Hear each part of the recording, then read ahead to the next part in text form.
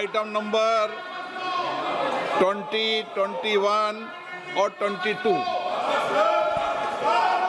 महोदय, मैं प्रस्ताव करता हूं कि भारत के संविधान का संशोधन करने वाले विधेयक को पुनर्स्थापित करने की अनुमति दी जाए। महोदय, मैं प्रस्ताव करता हूं कि जम्मू कश्मीर पुनर्गठन अधिनियम 2019 का संशोधन करने वाले विधेयक को पुनर्स्थापित करने की अनुमति दी जाए। महोदय, मैं प्रस्ताव करता हूं कि संघ राज्य क्षेत्र शासन अधिनियम 1963 का संशोधन करने वाले विधेयक को पुनर्स्थापित करने की मंजूरी दी जाए।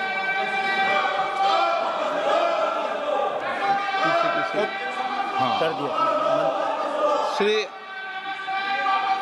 असाउद्दीन ओवैसी जी। Sir, I stand to oppose the introduction of J&K Reorganization Amendment Bill 2025, Union Territories Amendment Bill 2025, and the Constitution 130 Amendment Bill 2025, sir. Sir, this violates principle of separation of powers, due process, undermines the right of the people to elected government. Sir, it gives executive agencies a free run to become judge and jury executioner based on flimsy allegations, suspicions, sir. Sir, only when an offence is proved beyond reasonable doubt, then only you can leave the post and the membership. But here a mere accusation, allegation, the punishment of losing one ministerial post will follow. Sir, parliament democracy's chief ministers and ministers can only be removed through true means. First, executive prime minister can recommend their removal if the second council of ministers lose confidence of the legislature.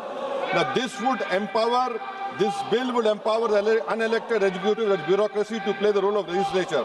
Sir, it undermines representative parliament democracy. This amendment would leave the minister and CM at the mercy of executive agencies. The severity of the amendment is not only in the fact that one loses their position if they are arrested, but even if they are detained.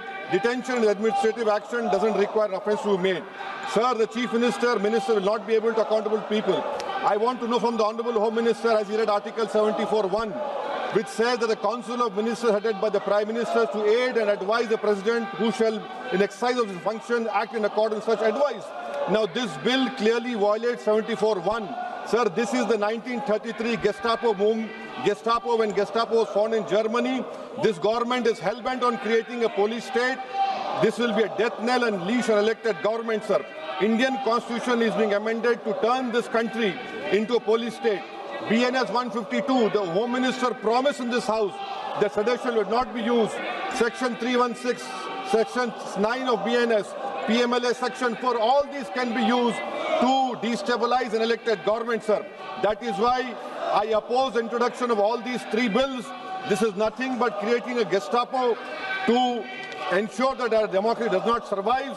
And may I tell the Honourable Home Minister, despite his promise on BNS 152, 152 has been used against a senior journalist, Siddharth Vardhan, Assam also.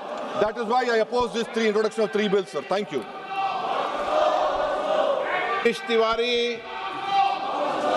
Speaker, sir, I rise to oppose the introduction of these three bills under Rule 70(1) of the Rules of Procedure and Conduct of Business in the Lok Sabha. This bill is squarely destructive of the basic structure of the Constitution. अध्यक्ष महोदय, भारत का संविधान का जो मूलभूत ढांचा है वो ये कहता है कि कानून का राज होना चाहिए.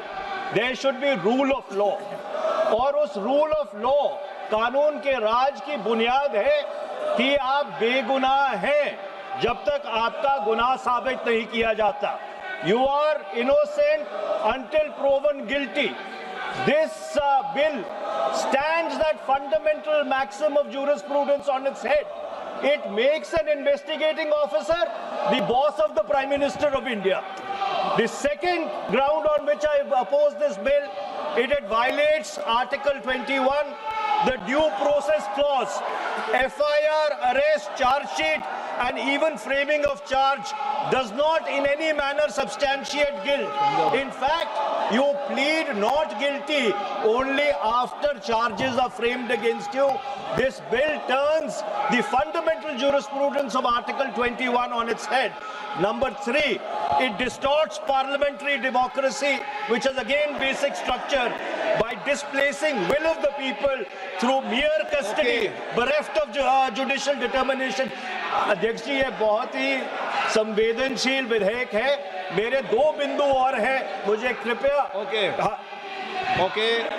चौथा, on the fourth ground is it opens. Please माननीय सदस्य, आप नियम 72 के तहत विरोध कर रहे हैं. अध्यक्ष जी बिल्कुल. जब कभी बिल आपका सदन में आए, जब आप डिटेल में चर्चा करें. अध्यक्ष जी, अभी नियम 72 के विरोध के बाद सारांश बोलने की परमिशन दिए. जो रूल 72 है वो 2 चीज कहता है. एक लेजिस्लेटिव कॉम्पिटेंस, एक general opposition of the bill, जिसकी स्वीकृति आप दे सकते हैं. और क्योंकि ये इतना संवेदनशील विधेयक है, मैं आपसे विनती करता हूं इसके ऊपर पूरी चर्चा कराई जाए. मेरे सिर्फ 2 बिंदु और हैं. This bill, mister speaker sir, एक मिनट. आपने कानूनन बात की, तो कानून ये भी है कि 72 उसके बाद भी अलाउ करता हूं, लेकिन संक्षिप्त में. बिल्कुल संक्षिप्त में अध्यक्ष जी. आपको डिटेल में चर्चा मेरे सिर्फ 2 बिंदु और हैं. This bill opens the door for political misuse by instrumentalities of the state whose arbitrary conduct has been repeatedly frowned upon by the Supreme Court. And finally, it throws all existing constitutional safeguards to the winds. Collective responsibility, judicial review, no confidence motion, and disqualification and conviction. And this makes this amendment excessive, unnecessary, and unconstitutional. इसलिए मैं इन तीनों विधेयकों का पुरजोर विरोध करता हूं और गृह मंत्री से मैं ये आग्रह करना चाहता हूं कि ये तीनों विधेयकों को वापस लिया जाए. Shri N.K. Premachandran. Speaker sir, I strongly oppose the bill, 130th Constitutional Amendment Bill, as well as the other 2 bills I strongly oppose on 4 grounds. So the first ground is the bills are to be introduced according to the rules and procedure of the House. The bill is not circulated among the members. Yesterday after 1 o'clock we have received the copy of the bill, and I would like to know from the Honorable Minister, what is the undue haste and urgency in bringing such a constitutional amendment bill? What is the emergent need of having such a bill? That means the introduction of the bill itself is lacking bona fides. The bill is lacking bona fides. That is why I would like to say that this is with a mala fide intention to destabilize the opposition ruled states in various parts of the country. Number 1. एक minute. माननीय अध्यक्ष जी, प्रेमचंद्रन जी कह रहे हैं कि जल्दबाजी में लाया गया. इसका सवाल इसलिए नहीं उठता कि मैं इस बिल को संयुक्त समिति को सौंपने की दरखास्त करने वाला हूं. इस पर संयुक्त समिति जो राज्यसभा और लोकसभा पक्ष और विपक्ष सभी सांसदों की बनेगी, जो इस पर विचार करेगी और आपके सामने लेकर आएगी.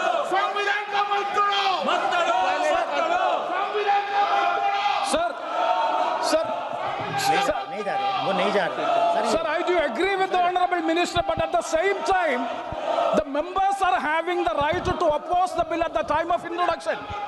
This is the legitimate constitutional right of each and every member to oppose the bill at the time of introduction of the bill. That is being contained. That is the problem which I am trying to say. And the second one is that is disqualified. Shri Venugopal.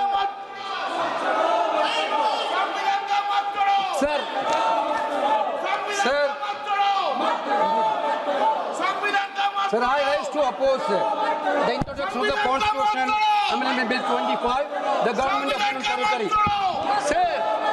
Sir, this bill is this bill is to sabotage the federal system of this country. This bill is to sabotage the basic principle of the constitution of this country. Sir, BJP people are telling this bill is to bring morality in politics. Can I ask a question to the Honorable Home Minister? When he was the Home Minister of Gujarat, he had been arrested, sir. Whether he took the morality of that point of time, ये विषय नहीं है माननीय सदस्य। morality of that point of time. गृह मंत्री जी, अब मुझे सुनो जरा, मुझे सुनो गृह मंत्री जी, मुझे सुनो ना, पहले बैठ जाओ। प्लीज। हाँ, गृह मंत्री जी। माननीय अध्यक्ष जी, मैं रिकॉर्ड क्लियर करना चाहता हूं। मुझ पर झूठे आरोप लगाए तब अरेस्ट होने के पहले मैंने नैतिकता के मूल्यों का हवाला देकर इस्तीफा भी दिया और जब तक मैं कोर्ट से निर्देश नहीं हुआ कोई संविधान पद मैंने स्वीकार नहीं किया। ये क्या सिखाते हैं नैतिकता में? मैं तो इस्तीफा देकर गया था और मैं तो चाहता हूं कि ये नैतिकता के मूल्य बढ़े। हम ऐसे निर्लज्ज नहीं हो सकते कि हम पर आरोप लगे और हम संवैधानिक पद पर रहें। अरेस्ट के पहले मैंने इस्तीफा दिया है। माननीय सदस्य, आप बिल पर बोलिए। Yeah. आप 72 के नियम के तहत बोलिए। Sir, this name है, आपका डायरेक्शन है। 19 आप 72 नियम के तहत बोलिए। सर, नाइक नहीं है सर। नियम के तहत बोला आप 72। सर, this आपका डायरेक्शन है 19A, 19B। हाँ है। साउथ अराउंड कॉल भी है। हाँ। Very clearly telling at least 1 week notice is needed for introducing a bill. Sir, I am telling that this bill is to target the opposition ruling government. This bill is to threaten the people like Nitish Kumar and Chandrababu Naidu. This bill is to blackmail. Sir, out of sir, my point one. आप माननीय सदस्य, आप 9 चलिए। धर्मेंद्र प्रधान जी बोलना चाहते हैं? प्रधान नहीं यादव।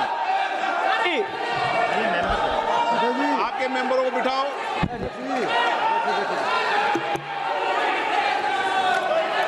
धन्यवाद अध्यक्ष जी। मैं ये जो तीनों के तीनों विधेयक आए हैं, संविधान का 130वां संशोधन विधेयक 2025, 1 मिनट, संघ राज्य विधेयक, देश देख रहा है आपको। संघ राज्य शासन विधेयक 2025, जम्मू कश्मीर पुनर्गठन विधेयक 2025, इन तीनों का माननीय अध्यक्ष जी अपनी पार्टी, अपने नेता आदरणीय अखिलेश जी की ओर से पुरजोर विरोध करता हूं। और विरोध इसलिए करता हूं माननीय गृह मंत्री जी, बहुत नैतिकता की बातें कर रहे हैं आपने भाषण दिए थे चक्की पी सिंह महाराष्ट्र में, जिनको लेके डिप्टी सीएम बना के घूम रहे हैं आप। इसलिए अध्यक्ष जी, मैं इस मौके पर कहता हूं ये बिल संविधान विरोधी, मूल अधिकार विरोधी, न्याय विरोधी। माननीय अध्यक्ष जी, मैं प्रस्ताव करता हूं कि भारत के संविधान का संशोधन करने वाले विधेयक, संघ राज्य क्षेत्र शासन अधिनियम 1963 का संशोधन करने वाले विधेयक और 2019 का और संशोधन करने वाले विधेयक को माननीय अध्यक्ष जी द्वारा नाम निर्देशित किए जाने वाले इस सभा के 21 सदस्य और उपसभापति द्वारा